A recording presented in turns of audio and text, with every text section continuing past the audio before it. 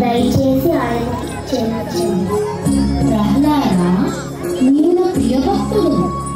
నీ తండ్రికి మోక్షం కలుగును. నీ పేరు ఈ భూమిపై యుగ యుగాల పాటు గౌరవంతో పలకబడుతుంది. స్వామి, ఈ రోజు ప్రహ్లాదుని భక్తి ఫలించింది. స్వామి, మీ కోపం శాంతించింది కదా. లక్ష్మి, నా కోపం ధర్మరక్షణకి.